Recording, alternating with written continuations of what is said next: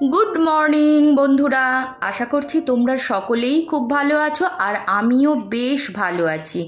আজকে হচ্ছে সোমবার, এখন ঘড়িতে সময় ওই 10টা মতো। তো এখন থেকেই তোমাদের সাথে নিয়ে ব্লগটি স্টার্ট করে দিচ্ছি আর আশা রাখছি আমার আজকের ব্লগটিও তোমাদের বরাবরের মতোই ভালো লাগবে। তো সকালবেলা দেখো ঘুম থেকে উঠেছি ওই 8টা সাড়ে 8টা হবে। তো তারপর যা যাবতীয় টুকটাক কাজ থাকে সেগুলো সেরে নিয়ে টিফিনটাও বানিয়ে নিয়েছি। আর আজকে টিফিনে বানিয়েছি কি বলো তো, পরোটা আর হচ্ছে আলুর চচ্চড়ি। তো এই হলো আজকের টিফিন। তো আমার হাজব্যান্ডকে খেতে দিয়ে দিয়েছি, তারপর ও খেয়ে দিয়ে চলে যাবে অফিসে। আর আমি দেখো চুলটাতে তেল দিতে বসেছিলাম, অনেক দিন ধরেই ভাবছি তেল দেবো। তো চুলটা কেন জানি না এত রাফ হয়ে যাচ্ছে, তেল দিচ্ছি যত্ন করছি তাও রাফ হয়ে যাচ্ছে। মানে যত্ন করলেও হচ্ছে, না করলেও হচ্ছে, এই হয়েছে মহা জ্বালা। তো আমার ফ্রিজটা প্রায় 4 বছর হয়ে গেল, কিন্তু কোনো স্ট্যান্ড ছাড়াই এমনি নর্মালি রেখেছি জানো তো। তো কবে থেকেই ভাবি যে স্ট্যান্ডের উপরে বসাবো, কারণ হচ্ছে কি, যদি ফ্রিজটা একটু উঁচুতে রাখা হয় না স্ট্যান্ডের মধ্যে, তাহলে কি হয় তলাটা বেশ ভালোভাবে ঝাড় দেওয়া যায়। তো যেহেতু একদম মেঝের মধ্যেই রাখা থাকে, তো একদম ঝাঁটা দিয়ে পরিষ্কারও করতে পারি না, ঝাঁটও দিতে পারি না, ওই টেনে ফ্রিজ সরিয়ে পরিষ্কার করতে হয়। তো ওই জন্যে ভাবলাম এতদিনে আর কি অনলাইনে ওই স্ট্যান্ডগুলো আর কি অর্ডার করেছি। তো সেটাই এখন দেখো আমার হাজব্যান্ডের জন্য ওয়েট করছি না, সে যেই অফিসে বেরিয়ে গেছে। আর এখন দেখো মা মেয়ে মিলে লেগে পড়েছি কাজে। দেখবে বাড়িতে যদি বাচ্চারা বড় হয়ে যায় তখন কিন্তু মায়ের অনেকটাই হেল্প হয়। তো এও কাজে বেশ একটু মানে ধরে দিতে পারে। তো ফ্রিজের উপরটাও ভাবলাম একেবারেই পরিষ্কার করে নিই। আর দেখো ফ্রিজের উপর পরিষ্কার করতে করতে আবার ভেতরটাও পরিষ্কার করতে বসে গেছি, কারণ কখন কি কাজ যে মাথায় আসে না। আর আমার কি বলতো, যখন যেটা ইচ্ছে করবে মনে হয় যেন তখনই সেই কাজটা সেরে ফেলি। তো আমি প্রথমে কদিন কি করেছিলাম বলো তো, আগে এই যে আমার ম্যাটগুলো আগে ফ্রিজে কিন্তু পাতা থাকতো জানো তো। তো মাঝখানে আবার ভাবলাম যে ম্যাট ছাড়াই রেখে দিই। তো ম্যাট ছাড়া রাখলে না ফ্রিজটা খুব মানে অপরিষ্কার হয়, যা কিছুই রাখতে যায় একটা দাগ পড়ে যায়, স্ক্র্যাচ পড়ে, ভালো লাগে না। তো তাতে করে কি হয়, খুব ঘন ঘন কিন্তু ফ্রিজ পরিষ্কার করতে হয়। ওই জন্য ভাবলাম যে না, ম্যাটগুলো যখন আছে তো ম্যাটগুলোই পেতে দিই। তো আবার সেই ম্যাটগুলোকে পেতে নিলাম। আর দেখো ম্যাট পাতার পরে কি সুন্দর দেখতে লাগছে। কি বলো তো, মাঝে মধ্যে যদি একই জিনিস চেঞ্জ করে করে আমরা ব্যবহার করি, তাহলে দেখবে সেই জিনিসটার লুকিংটা যেহেতু চেঞ্জ হয়ে যায়, দেখতে বেশ ভালো লাগে। আমার পরের আলমারিতে ওয়ার্ড্রোবে পোষায় না। এই যে আমার হাজব্যান্ডের এই দুটো ট্রেতে মানে সংসার আছে বলতে পারো। যতই যায় ওকে দিই না কেন, ও সেই আবার গোজা করে।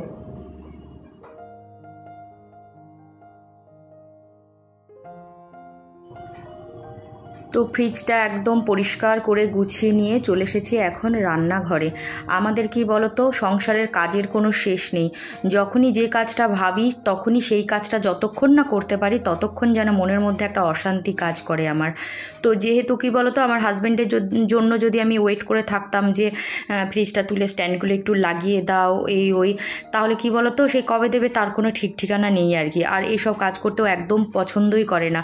তো যখন আর কি মেয়েরা ছোট ছিল তখন খুব বিরক্ত লাগতো জানো তো, সে একটা কাজের জন্য কতদিন ধরে ওয়েট করে থাকতে হতো যে কবে হাজব্যান্ডের সময় হবে আর কবে সে একটু আমাকে হেল্প করে আমার মনের মতো করে ঘর গোছাতে সাহায্য করবে। কিন্তু সে সব করতে করতে কি বলতো, দেখবে সেই ঘর চেঞ্জ করার মানসিকতাটাই মানে পরিবর্তন হয়ে যেত। আর এখন যেহেতু মেয়েরা বড় হয়েছে, বেশ মেয়েকে বলি একটু ধরে দিত, একটু এই দিকে এটা টেনে দিত করে, বেশ আমরা মা মেয়েরা মিলেই কিন্তু কাজটা করে নিই আর হাজব্যান্ডের জন্য ওয়েট করে থাকতে হয় না। এটা বেশ ভালো একটা সুবিধা। আর এদিকে দেখো এই ঘর দৌড়ও কিন্তু আমার ক্লিন হয়ে গেছে, সব কিছু গোছানো হয়ে গেছে। আর এই যে দেখো এই ফুলটা, মানে ফুল না পাতা মতো, তো এটাও অনলাইনে অর্ডার করেছিলাম, ওটাও এসছে, তাই ওটাও সাজিয়ে নিয়েছি, সেটা তোমাদের সাথে একটুখানি শেয়ার করে নিলাম। আর এই যে ফটো ফ্রেম ছিল 3টে, তো সেটাও দেখো এই যে ওয়াশিং মেশিনের উপরে সুইচ বোর্ডটার উপরে লাগিয়েছি, সেটাও দেখে নাও কি সুন্দর লাগছে। আর এখানে আর একটা ফটো ফ্রেম। তো কি বলতো, এই টুকটুক করে আর কি ঘরটাকে মনের মতো করে সাজিয়ে তুলছি। কারণ মাঝখানে ভেবেছিলাম যখন নতুন শিফট করি, তো সবে তো বছরখানেক হয়েছে আমার এই ফ্ল্যাটে আসা, তার জন্য এখন সব কিছুই কিন্তু এখন অনেকটাই ফাঁকা পড়ে আছে ঘরগুলো। তাই এখন শুধু ভাবি যে কোনখানে কোন জিনিসটা রাখলে ভালো লাগবে, কোন কোন জিনিসটা কিনলে ঠিক হবে ঘরের জন্য। তো এই একটু একটু করে ঘর দুয়ারগুলো সাজিয়ে গুছিয়ে মনের মতো করে নিচ্ছি আর কি। আর বাড়ি ঘর দুয়ার দেখবে যার যেমনই হোক না কেন তার কাছে কিন্তু সেটাই স্বর্গ। তো দেখো এদিকে মাছগুলো ভাজা বসিয়ে দিয়ে ওগুলো ওদিকের কাজগুলো সেরে নিলাম। আবার এখন চলে এসেছি এই যে মাছটা কমপ্লিট করে রান্না করে নেব। তো আজকে মাছটা আমি ওই পেঁয়াজ টমেটো আর সর্ষে বাটা দিয়ে করবো, আর সামান্য একটু তেলে কালো জিরে ফোড়ন দিয়ে নিয়েছি আর কাঁচা লঙ্কার সাথে দিয়ে নিলাম। তো ব্যাস মাছটা রান্না করলেই আমার হয়ে যাবে। তো আজকে রান্না হয়েছে কি বলো তো, কুমড়োর তরকারি করেছি, মানে সব কিছু সবজি দিয়ে। তো ওই শিম মূলো বেগুন গাজর এই সব দিয়ে কুমড়ো দিয়ে সবজি করেছি একটা, আর মুসুর ডাল করেছি, আর হচ্ছে এই যে মাছ, ব্যাস। আর কালকের লাউ শাক কিছুটা আছে, তো ওটাই একটু গরম করে নেব, তো তা দিয়েই আমাদের দুপুরের খাওয়া দাওয়াটা হয়ে যাবে। তোমরা যারা আমার ভিডিওটি দেখতে দেখতে এই অবধি চলে এসেছো, তাদের আমার ভিডিওর যদি কিছু অংশ ভালো লেগে থাকে তাহলে অবশ্যই একটা লাইক করে দিও, আর কমেন্টের মাধ্যমে জানিও আমার ভিডিও তোমাদের কেমন লাগছে। আর যদি আমার চ্যানেলে নতুন বন্ধু হয়ে থাকো তাহলে অবশ্যই চ্যানেলটি সাবস্ক্রাইব করে দিয়ে আমার পাশে থেকে আমাকে একটুখানি এগিয়ে নিয়ে যেতে সাহায্য করার অনুরোধ রইল। আর অলরেডি যারা কাজটি করে ফেলেছো তাদের জানাই অসংখ্য ধন্যবাদ।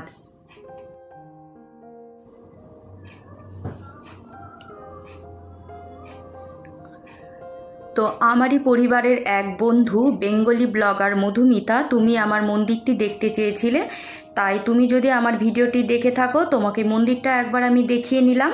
তুমি বলেছো যে তুমি নতুন বাড়ি করবে, তাই দিদিভাই মন্দিরটি একবার দেখিও। তো তোমাকে তোমার নতুন বাড়ির জন্য অনেক অনেক শুভেচ্ছা রইল।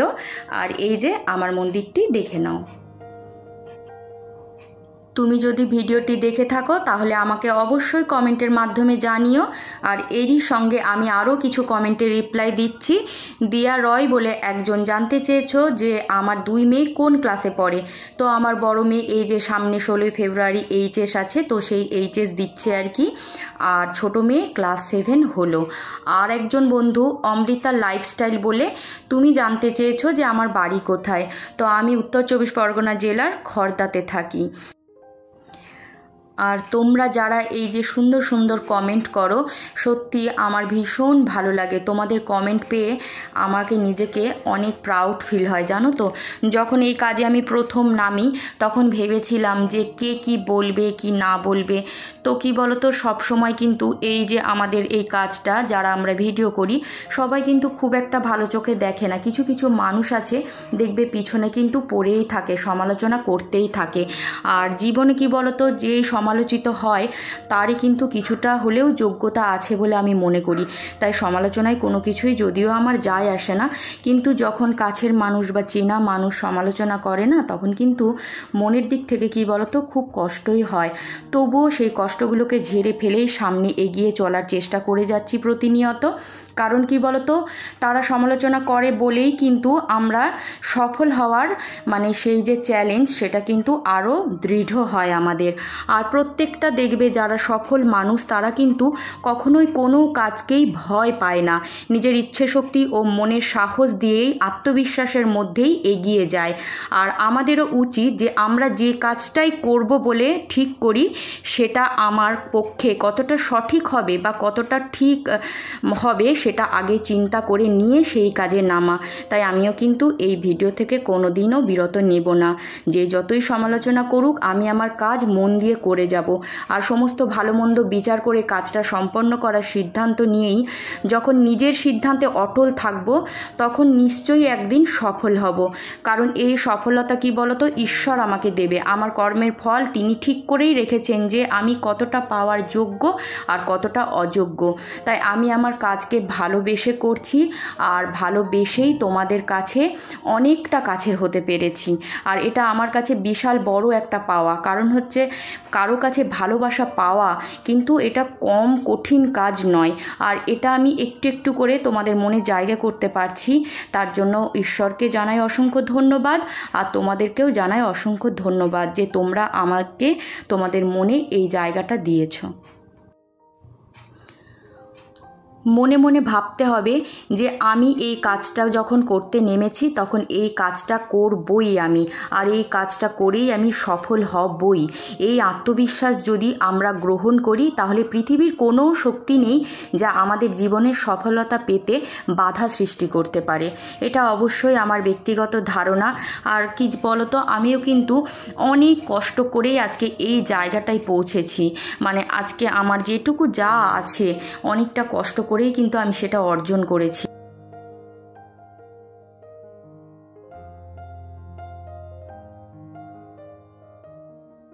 তাই জীবনে সমস্যার কথা না ভেবে সবসময় আমাদের সমাধানের কথা চিন্তা করা উচিত।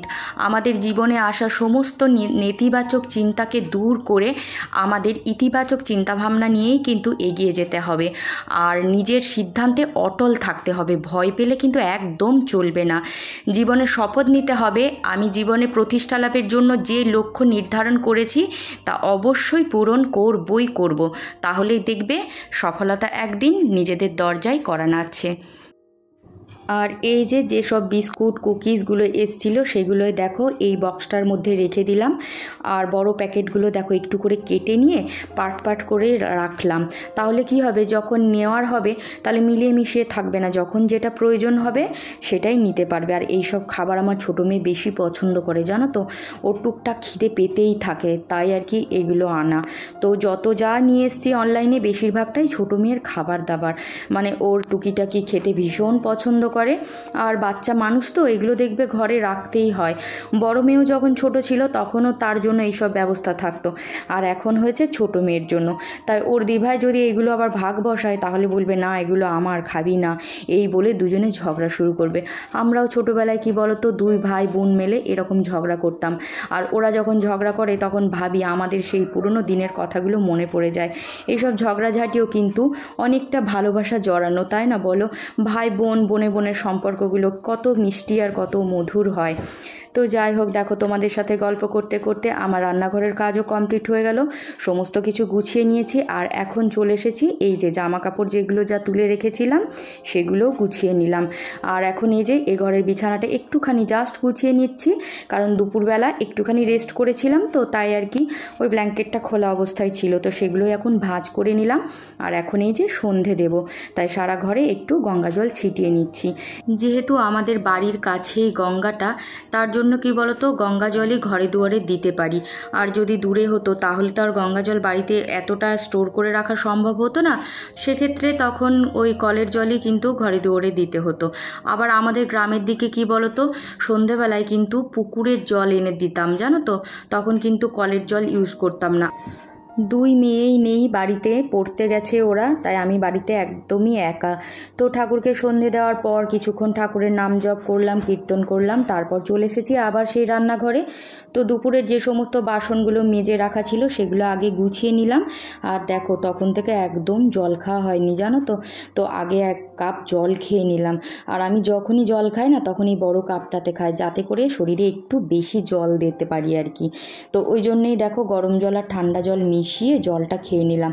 আর এই শীতকালে দেখবে একদমই কিন্তু জল খাওয়া হয় না, কারণ সেইভাবে তো আর জল তেষ্টা পায় না, তাই জল খেতেও ভুলেই যায়।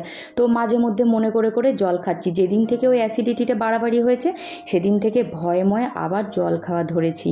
তো এখন এই যে নিজের জন্য 1 কাপ চা বানিয়ে নিচ্ছি, যেহেতু মেয়েরা কেউ নেই, কোনো টিফিন আর কিছুই করব না, আর খিদেও সেভাবে নেই, তাই 1 কাপ চা আর ওই যে 2টো বেকারির বিস্কুট দিয়েই সন্ধ্যাবেলার টিফিনটা সারবো।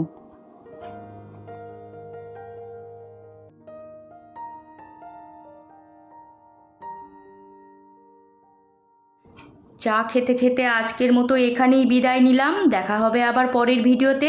ততক্ষণের জন্য তোমরা সকলেই খুব ভালো থেকো, সুস্থ থেকো, আর অনেক অনেক অনেক হ্যাপি থেকো। আর হ্যাঁ, নিজেকে অন্যের জন্য কখনোই কষ্ট দেবে না।